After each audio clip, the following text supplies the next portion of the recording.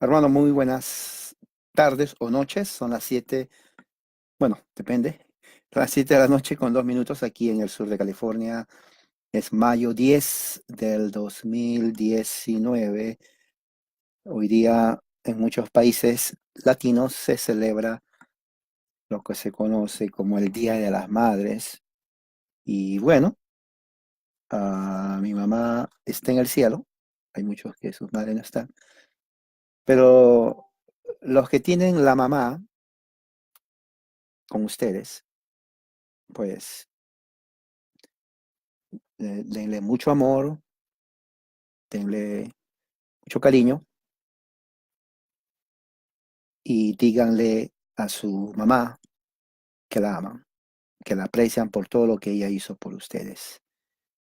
Am, y bueno, ahora vamos a pasar al tema de hoy. Es un tema muy importante teológicamente hablando.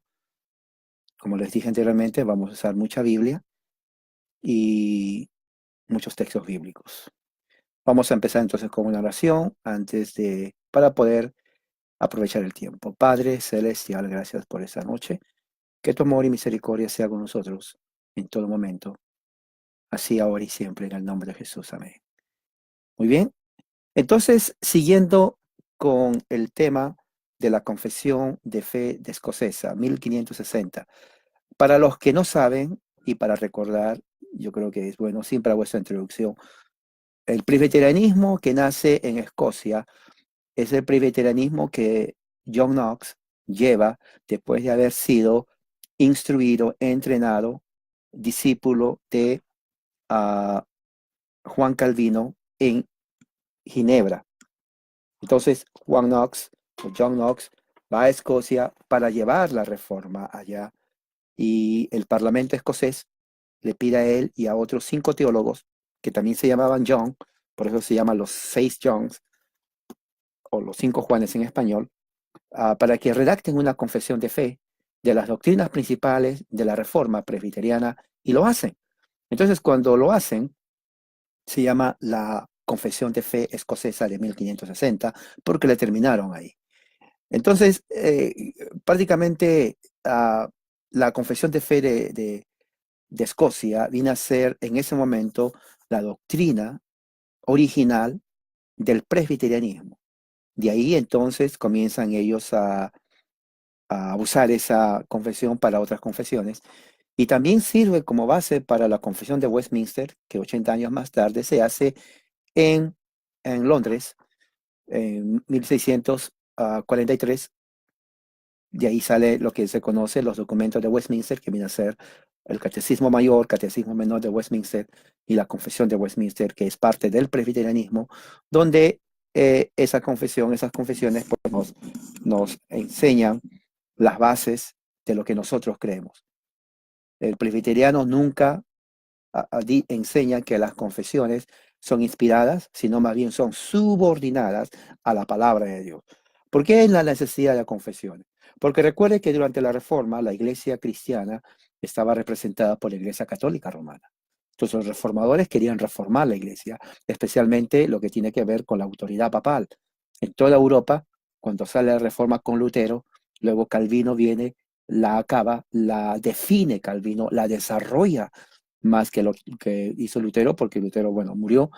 Entonces, Calvino toma muchas de las enseñanzas de Lutero, lo expande, lo define y lo caracteriza de una forma diferente a la teología católica romana. Entonces, Europa estaba en un momento político terrible, problemas políticos, problemas económicos.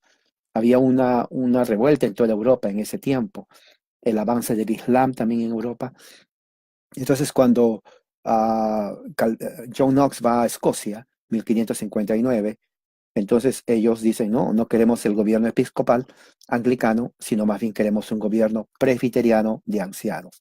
Por eso, gobierno presbiteriano. Presbiteriano es una palabra que viene del sustantivo presbítero, entonces es una palabra griega, no es español, viene presbútero. Presbútero es una palabra griega que significa anciano de edad, anciano de edad.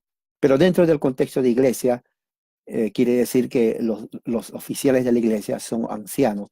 Ahora, aunque sí de verdad eran ancianos de edad, no eran ancianos, ancianos que no podían caminar, sino en madurez espiritual. Por eso que Pablo dice a Timoteo que no escoja un obispo que sea neófito, para que no caiga en desecrédito y vanidad del diablo, dice. Porque generalmente el joven no tiene experiencia, se llena la cabeza de muchas cosas y no tiene la madurez espiritual de ser un obispo, de ser un presbítero, un anciano.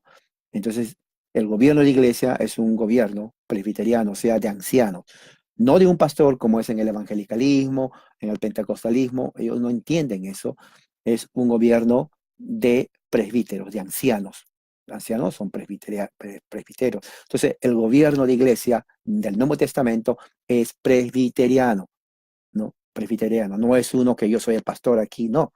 Se llaman ancianos. El anciano, los ancianos gobernantes, los ancianos que enseñan.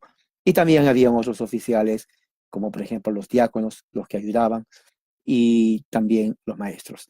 Entonces, ¿cuál es la función de los presbíteros? Enseñar, maestro, enseñar. La iglesia local se convierte entonces en el centro del núcleo en donde la palabra de Dios se expone por el anciano, ¿no? Se predica por el anciano y al mismo tiempo por eh, a los niños también se les enseña el catecismo. ¿Sí? ¿Catecismo qué significa? Catecismo significa la forma de repetir, ¿no? Siempre pongo el ejemplo. Ellos enseñaban así, eso viene del Antiguo Testamento. Por eso que muchos no entienden esto, ¿no? Ah, catecismo es, por ejemplo, ¿quién es Dios? ¿Quién es Jesucristo? ¿Qué enseña la Biblia? Son preguntas y respuestas que no es nada extra bíblico, es de la Biblia misma, ¿no? Entonces, eso fue parte de la reforma y por eso hacen las confesiones de fe, es muy importante. Ah, ahí puse un artículo hoy día referente a cómo Juan Calvino inspira el nacimiento de los Estados Unidos y el gobierno de Estados Unidos.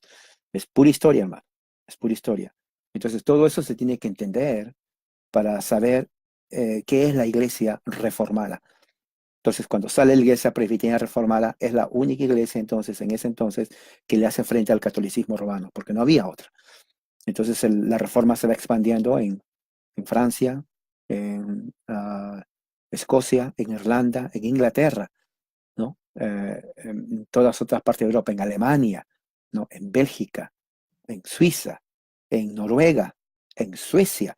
Entonces, ya el poder político y religioso del catolicismo se va rompiendo, y eso es lo que odiaban los católicos. Y hubo persecuciones, ahí donde entran las persecuciones.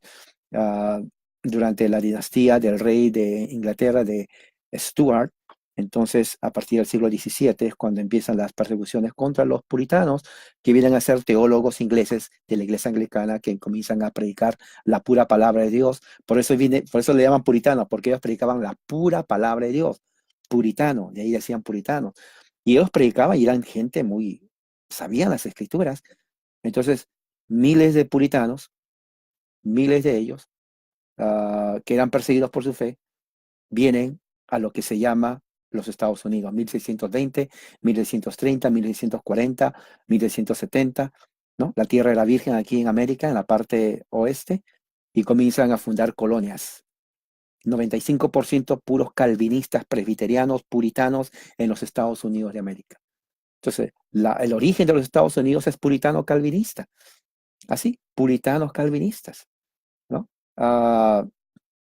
¿Y por qué puritanos calvinistas? Pues por Juan Calvino, ¿no? O sea, Juan Calvino murió sin saber que toda su influencia iba a ser motivo para la creación de los Estados Unidos.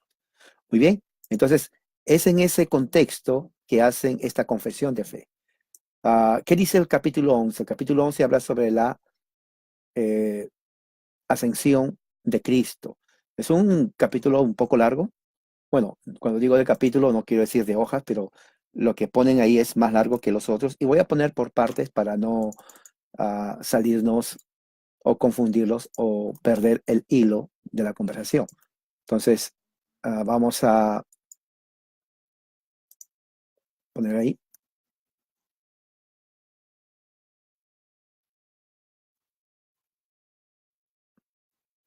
dice capítulo 10, no dudamos más que el mismo cuerpo que nació de la Virgen fue crucificado, muerto y enterrado, y que se levantó de nuevo, ascendió a los cielos para el cumplimiento de todas las cosas, donde en nuestro nombre y para nuestro consuelo, Él ha recibido todo el poder en el cielo y en la tierra, donde se sienta a la diestra del Padre, inaugurado en su reino, abogado y único mediador para nosotros, que gloria, honor y prerrogativa que solo Él entre los hermanos poseerá, hasta que todos sus enemigos se conviertan en el estrado de sus pies, ya que sin duda creemos que estarán en el juicio final para ejecutar, de la cual ciertamente creemos que el mismo Señor Jesús volverá visiblemente, como Él fue visto ascender.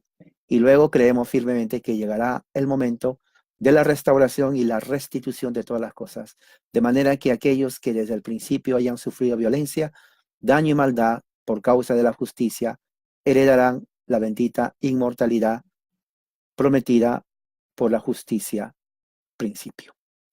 Muy bien. Vamos a leer entonces los textos. Vamos a ir por partes ahora. Dice primeramente, no dudamos que el mismo cuerpo que nació de la Virgen fue crucificado, muerto y enterrado, y que se levantó de nuevo, ascendió a los cielos para el cumplimiento de todas las cosas. Esto lo vamos a ver en Marcos 16:9. Si pueden abrir la Biblia en Marcos 16:9.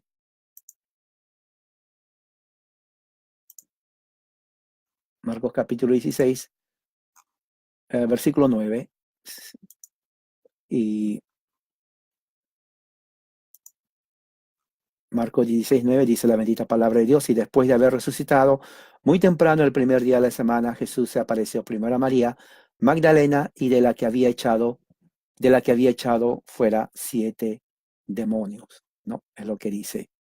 Mateo 28:6. Vamos a ver en Mateo 28:6. ¿Qué dice Mateo 28:6? Dice así la palabra de Dios: no está aquí porque ha resucitado, tal como dijo, venid, ved el lugar donde yacía, ¿no? Estamos viendo entonces los textos que están cuando dice que el nació de la Virgen, fue crucificado, fue muerto y enterrado, y que se levantó de los muertos, ascendió a los cielos. Entonces quiero que también ustedes lean en su Biblia. Otro texto es Lucas 24:51. Abran la Biblia en Lucas capítulo 24, versículo 51. Lucas 24:51. Estoy usando la versión de las Américas, dice 51. Y aconteció que mientras los bendecía, se separó de ellos y fue llevado arriba al cielo, ¿no? Eso dice ahí. Hechos 1:9, que dice Hechos 1:9. Libro de los Hechos, capítulo 1, versículo 9. Si usted tiene, lo puede poner también ahí para que nosotros, los demás hermanos, lo lean. De esa forma yo sé que están participando. Hechos 1:9 dice, dicho esto, mientras ellos lo estaban mirando, Jesús fue levantado y una nube lo envolvió y no lo volvieron a ver. Entonces, como vemos ahí, está registrado en la Biblia que Jesús ascendió. ¿Qué más dice? ¿Qué más dice? Dice, donde en nuestro nombre y para nuestro consuelo, Él ha recibido todo el poder en el cielo y en la tierra. O sea, muy bien. Vamos a Mateo 28:18. Abran la Biblia en Mateo, capítulo 28, versículo 18. Mateo 28:18. Del 18 hasta el 20, mejor dicho. Mateo 28, del 18 al 20. Dice, Jesús se acercó a ellos y dijo, Dios me ha dado toda autoridad en el cielo y en la tierra. Vayan pues a la gente de todas las naciones y háganlas mis discípulos. Bautícenlas en el nombre del Padre, del Hijo y del Espíritu Santo, y enséñenles a obedecer todo lo que les he mandado. A ustedes, por mi parte, yo estaré con ustedes todos los días hasta el fin del mundo. Esta es otra versión. La versión de las Américas dice, pero en 18 dice, acercándose Jesús hablo diciendo, toda autoridad me ha sido dada en el cielo y en la tierra. Dios, Jesús tiene la autoridad. Y pues, y con esa autoridad Él les manda a ser discípulos a todas las naciones. ¿Se dan cuenta? Entonces vemos ahí que Jesús está dando la autoridad, Él recibió la autoridad de su Padre. ¿Qué más dice? Dice, donde se sienta a la diestra del Padre, inaugurando en su reino, abogado y único mediador para nosotros. Vamos a ver entonces 1 de Juan 2:1, el texto 1 de Juan, capítulo 2, versículo 1. 1 de Juan 2:1 dice así: hijitos míos, les escribo estas cosas para que no cometan pecado. Aunque si alguno comete pecado, tenemos ante el Padre un defensor, que es Jesucristo, y Él es justo. Él está entonces con el Padre, ¿no? Que es nuestro abogado y único mediador para nosotros. Primera de Timoteo 2:5. Primera de Timoteo 2:5.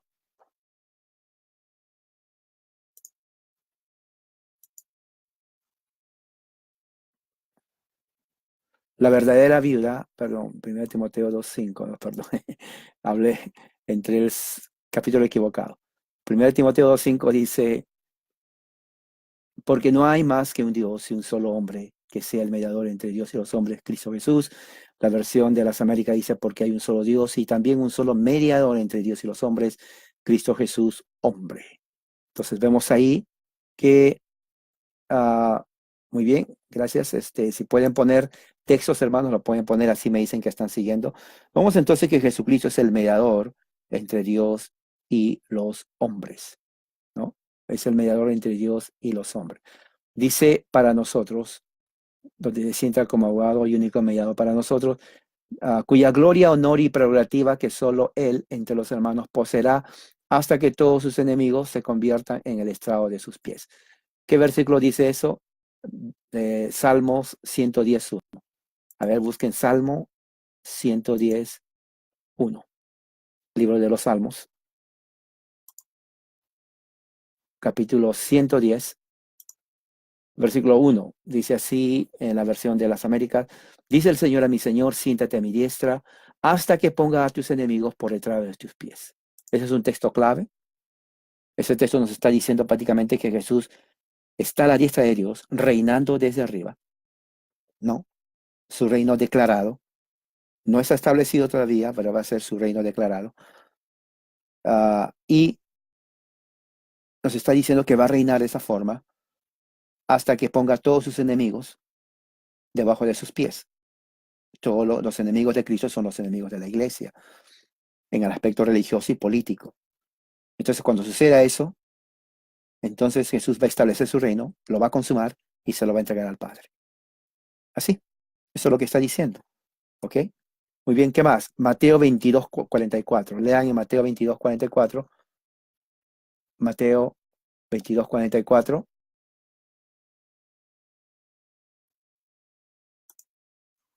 Mateo 22:44. Si alguien tiene, recuerden, pueden poner. Ya es tiempo de poner. Mateo 22:44. Dice: el Señor dijo a mi Señor, siéntate a mi diestra hasta que yo ponga a tus enemigos debajo de tus pies. Luego dice: dijo el Señor a mi Señor, siéntate a mi diestra hasta que ponga a tus enemigos debajo de tus pies. Eso lo dice también, ¿no? Mateo 22:44. Entonces vemos ahí que Jesús mismo, él mismo dice que Jesús va a estar, cuando ascienda al cielo, a la diestra del Padre, y va a reinar desde ahí hasta que todos los enemigos de Jesús se sometan a él y lo pone como estrado de sus pies.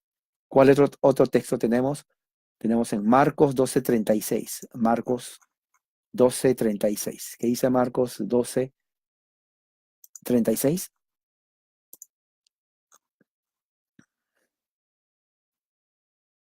Dice: porque David mismo dijo por el Espíritu Santo, el Señor dijo a mi Señor, siéntate a mi diestra hasta que ponga a tus enemigos debajo de tus pies. Marcos dice lo mismo y están basados en el Salmo 110. Muy bien. Lucas 20 del 42 al 43. ¿Qué dice Lucas 20 del 42 al 43? Lucas 20 del 42 al 43 dice, pues David mismo en el libro de los Salmos dice, el Señor dijo a mi Señor, siéntate a mi diestra hasta que yo ponga a tus enemigos el estrado de tus pies. Entonces vemos, hermanos, ahí claramente cómo la ascensión de Cristo hace ver de un gobierno, diríamos, actual y que va a ser establecido cuando y consumado cuando todos los enemigos de la iglesia de Cristo sean sometidos debajo de sus pies. Okay. ¿Qué más dice? Sigamos leyendo. Dice, ya que sin duda creemos que estarán en el juicio final para ejecutar, de la cual ciertamente creemos que el mismo nuestro Señor Jesús volverá visiblemente como Él fue visto ascender. ¿Cuáles son los textos que usa? Hay un solo texto, Hechos 1:8. Si usted tiene su Biblia, busque en Hechos, capítulo 1, versículo 8, y lo puede poner ahí. No, Hechos 1:8. ¿Qué dice Hechos 1:8? Dice, pero recibiréis poder cuando el Espíritu Santo venga sobre vosotros, y me seréis testigos en Jerusalén, en toda Judea y hasta los confines de la tierra. Y 9, después de haber dicho esas cosas, fue elevado mientras ellos miraban, y una nube le recibió y le ocultó de sus ojos. Y estando mirando fijamente al cielo, él ascendía. Aconteció que se presentaron junto a ellos dos varones, vestiduras blancas, que le dijeron, varones, ¿por qué estás mirando al cielo? Este mismo Jesús que ha sido tomado de vosotros al cielo, vendrá de la misma manera, tal como lo habéis visto ir al cielo. Entonces, vemos entonces que la promesa de los ángeles mismos confirma que Jesús va a venir visiblemente, así como fue visto ir al cielo. Y luego creemos firmemente que llegará el momento de la restauración y la restitución de todas las cosas. ¿Cuáles son los textos que usa? Hechos 3:19. A ver, Hechos 3:19. Hechos capítulo 3, versículo 19. ¿Alguien puede poner? El mismo texto, Hechos 3:19. Dice, por eso, voy a usar esta versión, luego leo la otra.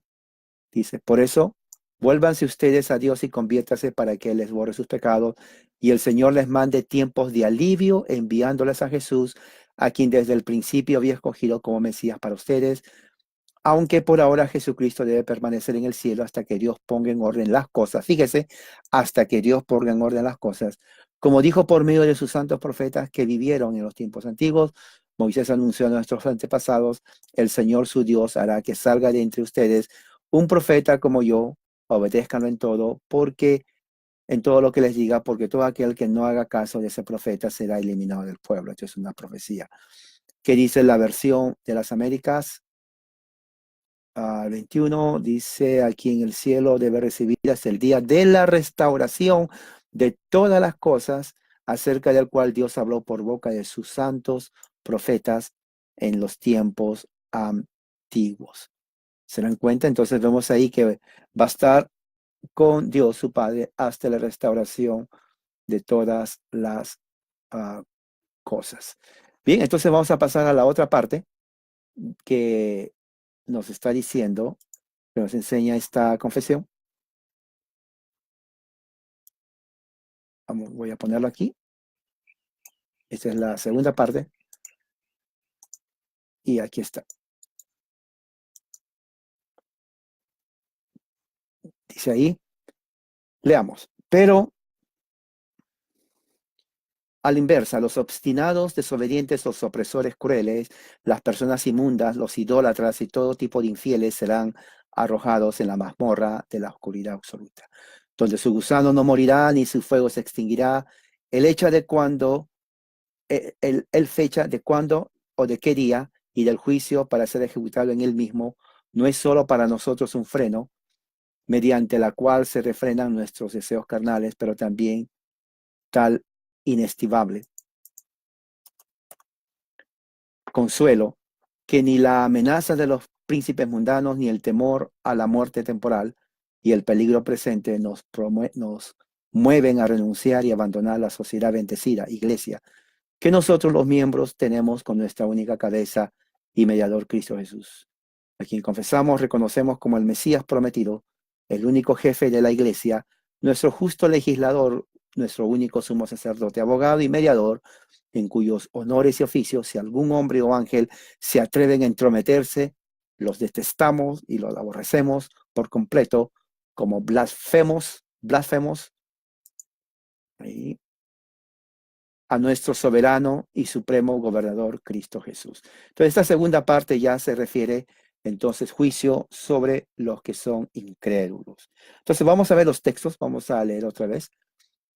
Dice, pero al inverso, o sea, lo contrario, los obstinados, desobedientes, los opresores, crueles, personas inmundas, los idólatras, todo tipo de infieles serán arrojados en la mazmorra de la oscuridad absoluta, donde su gusano no morirá ni su fuego se extinguirá.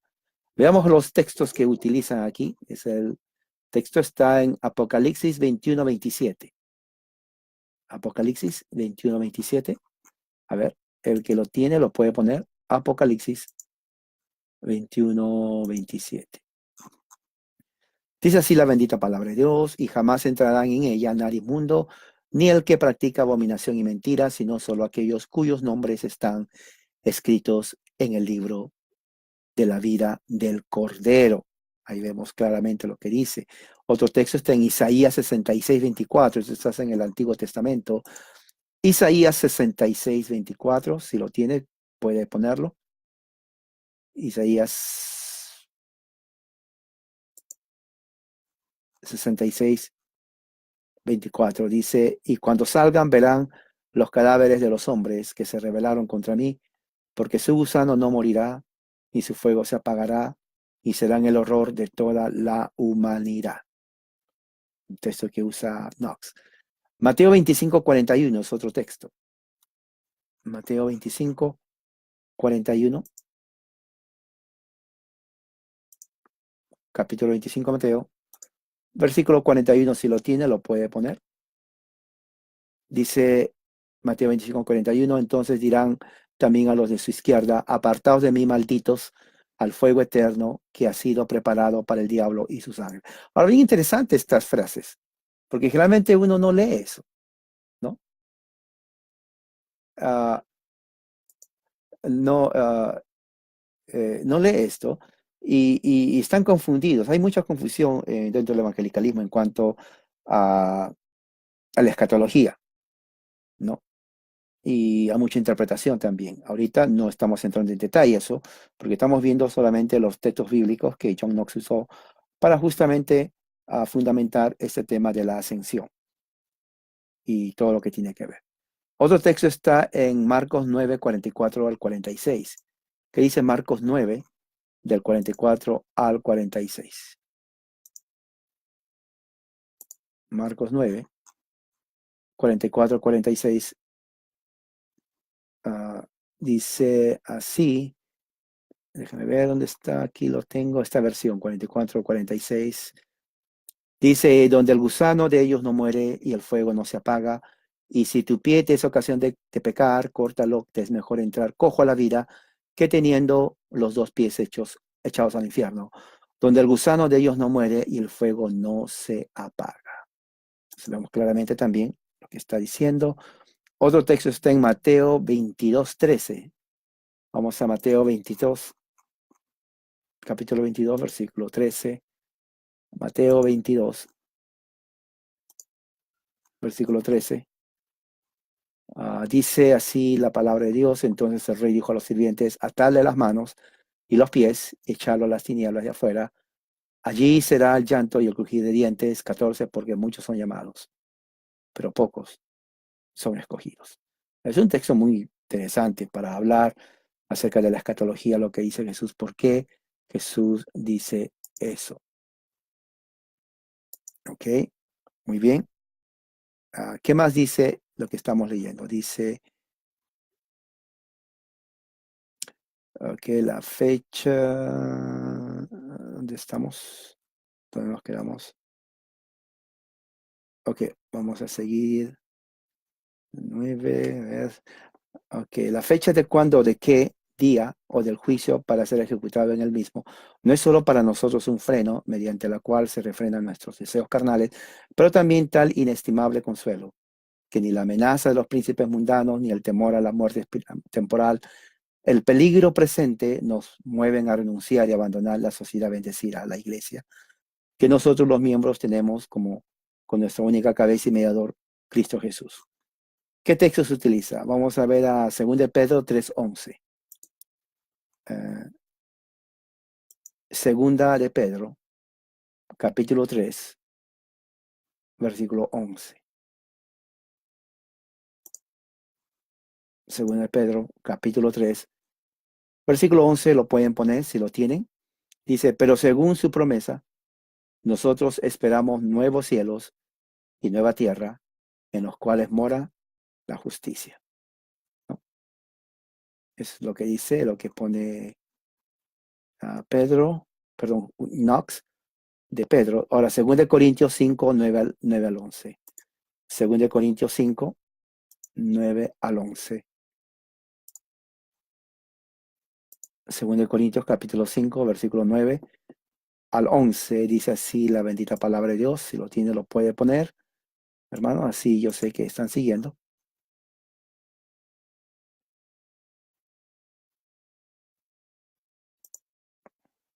Por eso, ya sea presentes o ausentes, ambicionamos serle agradable, porque todos nosotros debemos comparecer, dice, ante el tribunal de Cristo, para que cada uno sea recompensado por sus hechos estando en el cuerpo,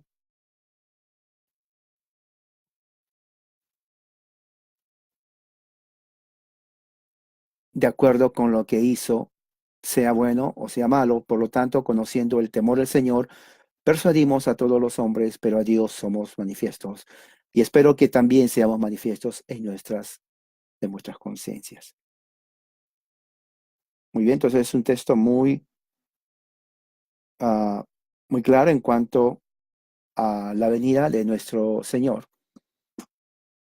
Hay otro texto más que pone y es Lucas 21, 27 y 28.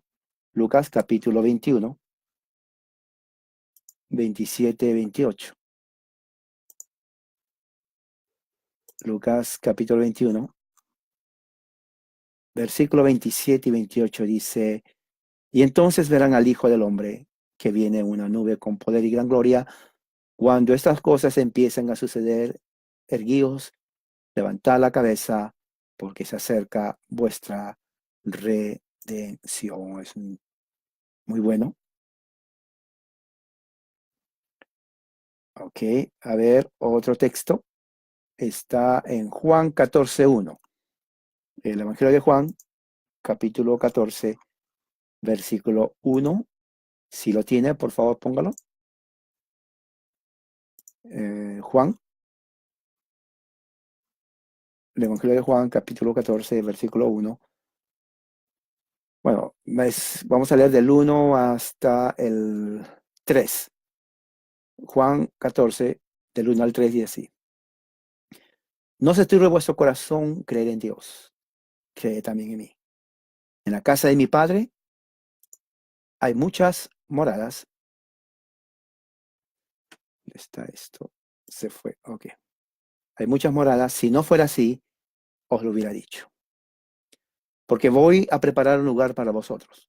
Y si me voy y preparo un lugar para vosotros, vendré otra vez y os tomaré conmigo, para que donde yo estoy, allí estéis también vosotros. O sea, se entiende que Jesús está hablando de su segunda venida. Se entiende que Jesús fue al cielo, va a preparar un lugar para nosotros, su iglesia. Se entiende que la razón que lo prepara es para que Él venga y nos lleve y estar con Él para siempre. Entonces, es evidente que está hablando sobre la segunda venida de Cristo, y es muy interesante, muy bueno, porque estos son temas que lo vamos a tener que tratar más adelante, pero estamos viendo solamente lo que puso Juan Knox referente a esto.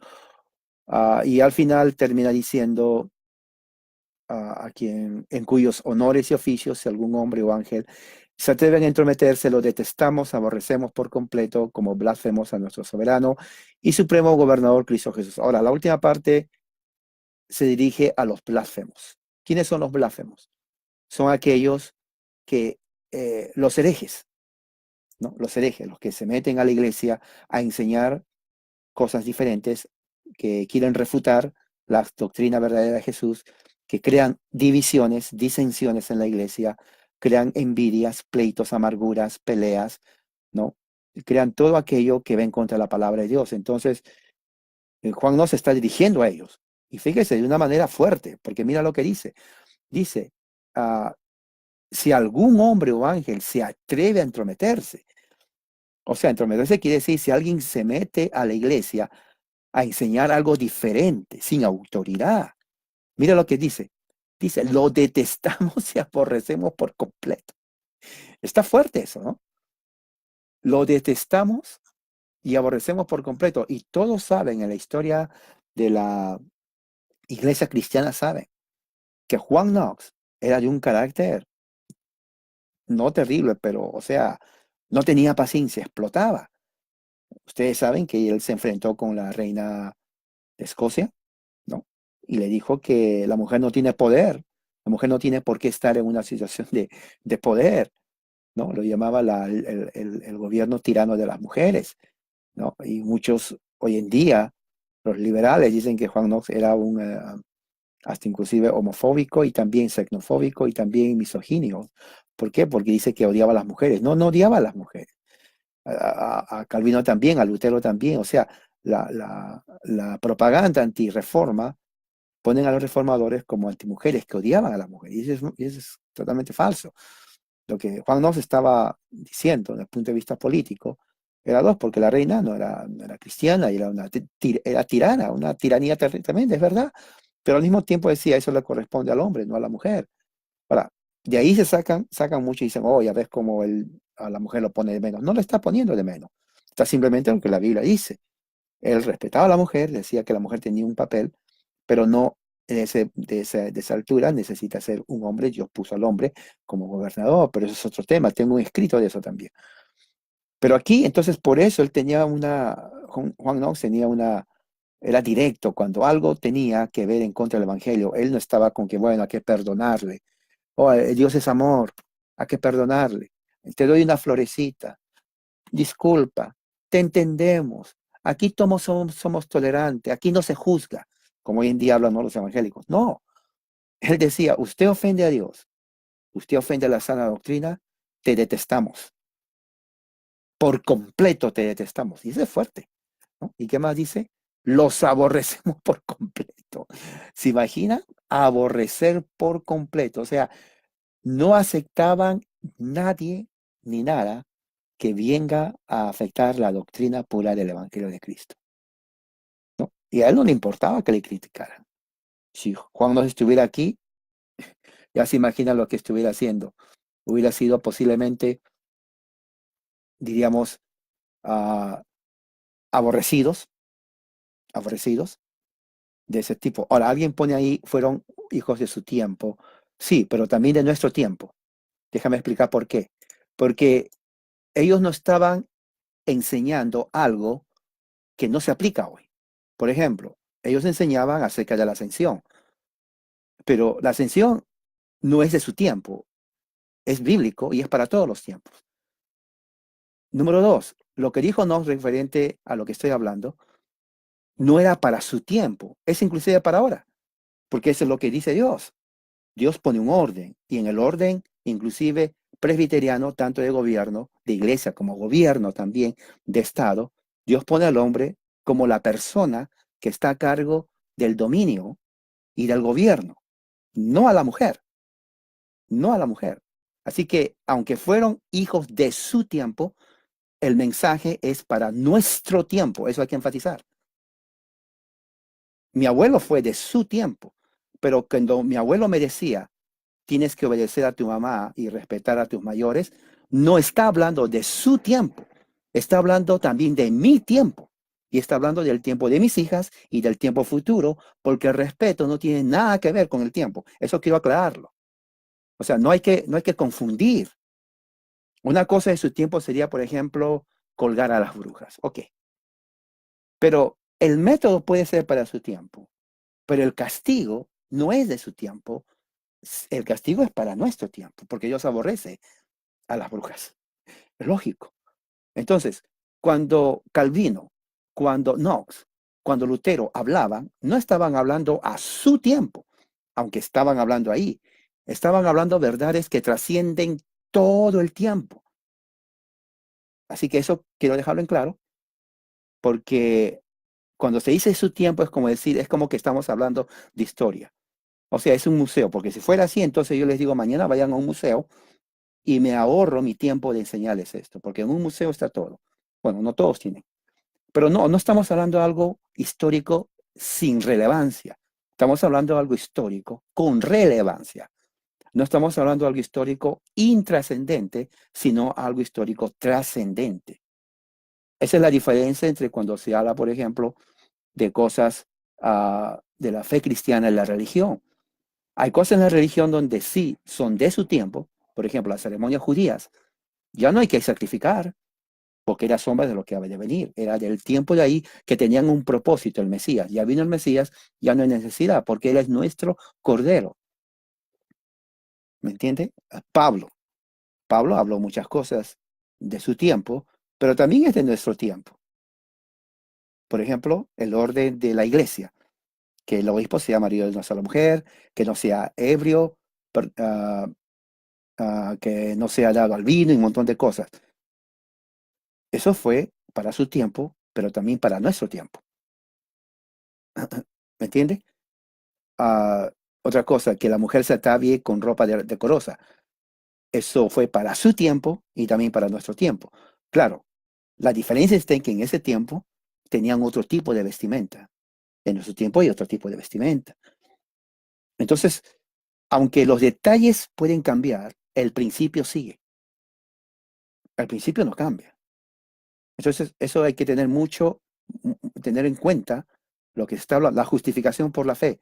No fue eso para el tiempo de Lutero, también es para nuestro tiempo. Entonces, y lo curioso está inclusive el catolicismo casi no ha cambiado.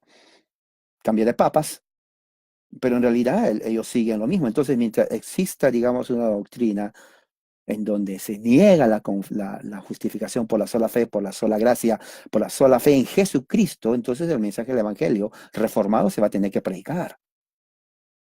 Se va a tener que predicar. Y esto es algo que en el punto de vista religioso hay que tener mucho cuidado cuando se dice eso, porque eso se llama, diríamos, la circunstancialidad. Una teología circunstancial hecha al bebé con el agua sucia a la basura. Entonces, este, ¿cómo se llama? Los teólogos modernos. Los teólogos modernos dicen eso, dicen, oh no, Pablo fue muy, diríamos, exclusivista. Hoy en día tenemos que ser ecuménicos porque hay muchos cristianos, diferentes religión, sectas, lo que sea. Y sí, pero no podemos comulgar cuando vemos que alguien está comprometiendo el evangelio. Hace un momento, por ejemplo, hace un momento, antes que entre aquí, alguien pone en Facebook, me contestó a mí, me dice, porque un hermano puso un tema acerca de lo que los evangélicos hablan acerca de levantar la mano, recibir al Señor, confesión de fe, oración del pecador. Entonces, por ahí, en la página de él, lleno de evangélicos, muchos dicen que no, que por qué critica, que no se juzga, que dónde está el amor de Dios y bla, bla, bla, un montón de cosas. Entonces yo digo, bueno, esta gente no entiende. Entonces yo pongo un comentario y digo, bueno, todo esto que dice el hermano es correcto, porque eso nace en el siglo XIX con el evangelista Charles Finney en los Estados Unidos de América. Charles Finney es el que inventó la confesión de fe del pecador, la oración del pecador, repite después de mí, eso lo inventó él. Levanten las manos si quieren aceptar a Cristo, eso lo inventó él. El banco de los pecadores, ya no hay hoy en día, antes lo había. ¿Qué es el banco de pecadores? Que si usted aceptaba a Cristo, se ponía al frente sentadito para que todos vean que usted es pecador. la confesión de fe, recibir a Cristo en el corazón, él lo inventó. Entonces, todo eso lo inventó. Entonces, una vez que pongo eso para educarlos, alguien pone y me dice, bueno, ¿y qué acerca de los luteranos, de los presbiterianos? Entonces, esa respuesta es una distracción, porque el tema del hermano no era acerca de eso. El tema del hermano era acerca de lo que se ve en el evangelicalismo. Entonces yo le contesto y le digo, mira, tu comentario es falta de honestidad, porque el tema no está hablando acerca de los presbiterianos, del masón, del bautista. El tema está hablando de una práctica que está dentro del evangelicalismo. Entonces, en vez que tú distraigas el tema, traigas tu propio tema, entonces tienes que ser intelectualmente honesto para decir, es verdad, aunque no te guste, porque esa es la verdad. Ahora, si tú quieres hablar de otro tema, tienes tu página en Facebook y pon ese tema, quiero hablar de esto. Pero no vengas a poner otro tema que no tenga nada, absolutamente nada que ver con el tema que se está hablando. Y eso me conocen a mí, los hermanos que me conocen de años, desde 2010, saben que no me gusta, sinceramente, que cuando se hable de un tema, metan otro tema que no tiene absolutamente nada que ver con eso. Porque es una distracción, es una falacia. Entonces, ese pongo como ejemplo en el sentido de que tenemos que tener cuidado en cuanto a la doctrina. Doctrina es importantísimo en la fe cristiana. Tan importante que Pablo dijo en Gálatas, capítulo 1, que cualquiera que traiga otra doctrina diferente a la que enseñé, sea ángel o enviado del cielo, sea que, pónganle, sea anatema. Anatema es una palabra en griego que significa sacrificado a los ídolos. Y todo sacrificado a los ídolos era maldito. Por eso que la connotación es de maldito. O sea, Dios no acepta algo que es sacrificado a los ídolos, porque es maldecido. Entonces, si alguien viene con una doctrina diferente, está como sacrificando a los ídolos y por lo tanto está enseñando una maldición. Y la persona que predica algo falso es maldito. Es fuerte. A nadie le gustaría que le digan, hey, tú eres un maldito. Es fuerte esa palabra. Pero cuando se viene con el evangelio y alguien predica así, pues Dios lo dice. Uno no lo dice. ¿No? Eh, pero para que se den cuenta cómo, por eso John Knox decía, lo aborrecemos. Ahora, no era porque él tenía odio, pero el mismo Dios dice, Génesis, Éxodo, Deuteronomio, Levítico, Números, Primera, Segunda de Reyes, Primera, Segunda de Crónicas, el libro de los Salmos, los profetas, Isaías, Jeremías y todos los demás. ¿Qué vemos? Dios castiga, quitando la vida al que se idolatra.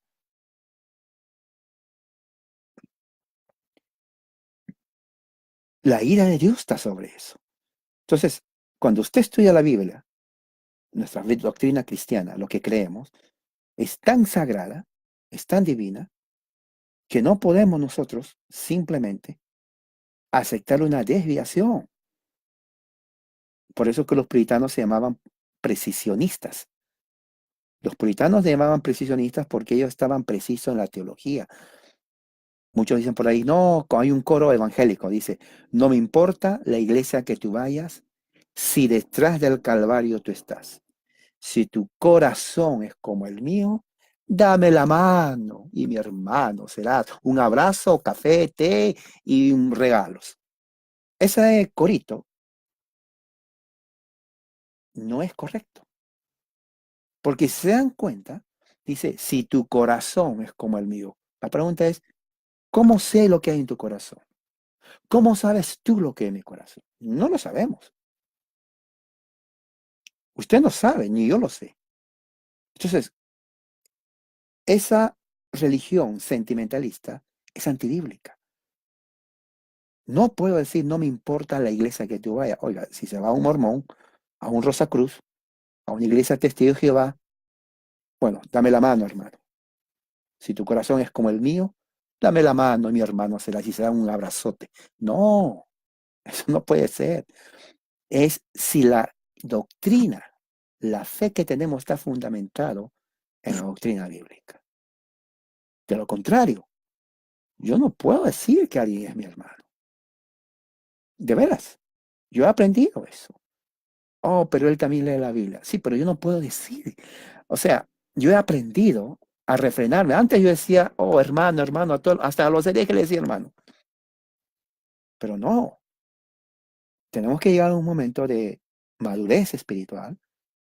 Y claro, no digo tampoco dudar de todos, pero tenemos que tener ese discernimiento, ese criterio bíblico, y decir, ¿es cristiano? ¿Es realmente mi hermano? ¿O que yo puedo comulgar? Porque hay cantidad de sectas. Y al haber cantidad de sectas, hay cantidad de errores. Entonces, esa es la idea que los reformadores tenían. Eran tan celosos de la doctrina que al punto que cuando alguien venía a enseñar una doctrina falsa, lo aborrecían porque estaba atentando contra la integridad de la sana doctrina. Eso es lo que está diciendo ahí. ¿Tiene un texto antes de terminar? Sí, está el texto de Isaías 7:14. Si alguien tiene la Biblia, Isaías 7:14. Ya estamos casi en el último. Isaías, ¿dónde está? 7:14. Si alguien tiene, lo puede poner. Isaías 7:14 dice, por tanto, el mismo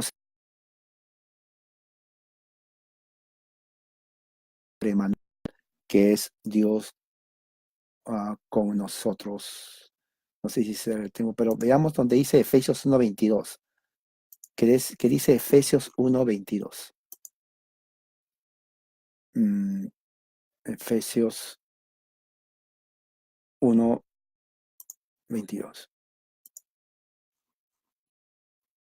Efesios 1:22 dice, y todo se metió bajo sus pies y a él lo dio por cabeza sobre todas las cosas a la iglesia, el cual es su cuerpo, la plenitud de aquel que lo llena todo. Ahora, este texto es muy bueno, ¿por qué? Porque recuerde que la iglesia en ese entonces era la iglesia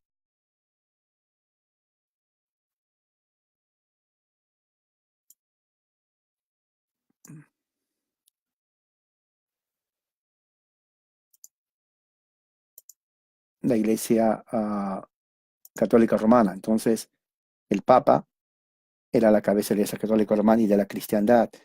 Eh, Knox dice, no, la iglesia cristiana, la verdadera iglesia cristiana tiene a Jesucristo como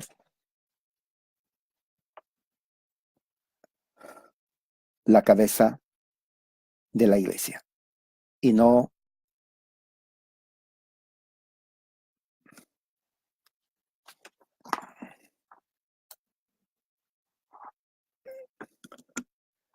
a ver, y no al papado.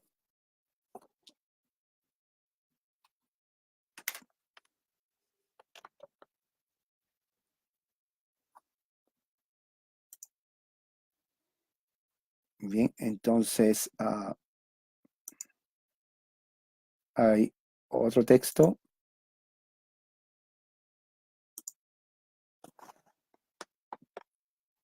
libro de Colosenses 1:18.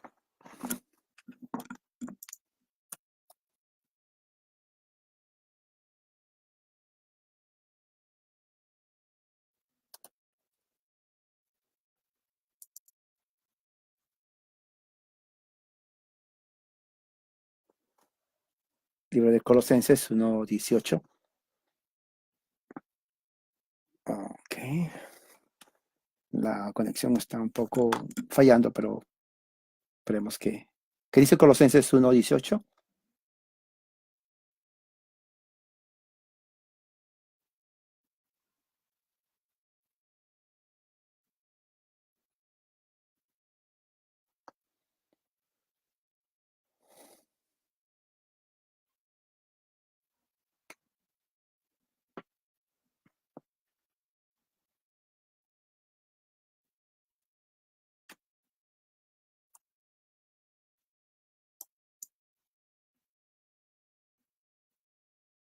Ok, muy bien. Hebreos 9:11-15.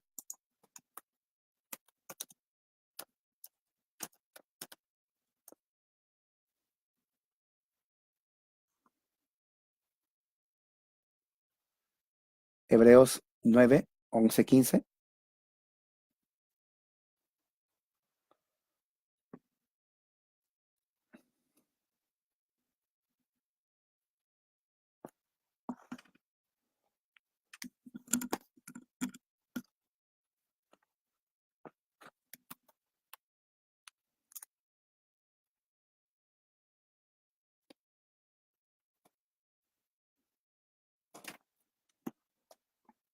Ok, Hebreos, muy bien. Y otro está, hay dos textos más.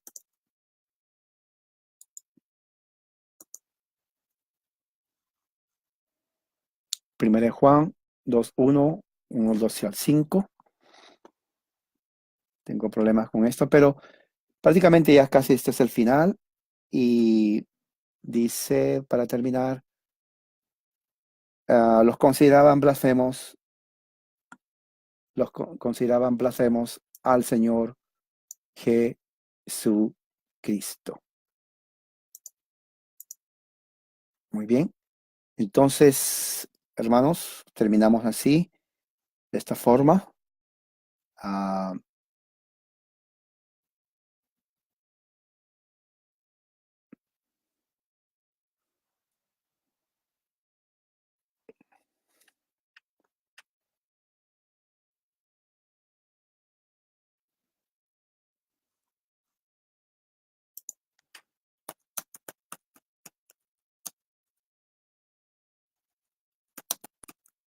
quiero ver si me pueden escuchar.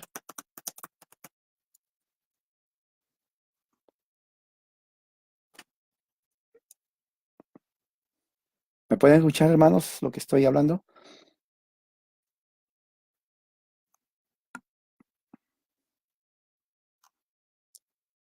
Ok, me pueden escuchar, muy bien. Ok, sí, porque aquí aparece que la conexión está mal. Muy bien, hermano, entonces de esta forma vamos a terminar esta parte, lo voy a poner después. Y vamos a orar antes que me quite la línea porque la conexión está muy mal. Yo creo que el clima va a llover y está afectando. Entonces, hagamos una oración. Cualquier pregunta lo pueden hacer entonces en el interno, en el chat, y así vamos a contestar. ¿Ok? Oremos. Padre Celestial, gracias por tu amor y misericordia. Eres un Dios grande, poderoso. Ayúdanos, Señor, a poder entender, poder aprender todos estos textos que son varios, que necesitamos estudiarlo más. Que tu gracia y tu paz sea con nosotros ahora y siempre. Amén.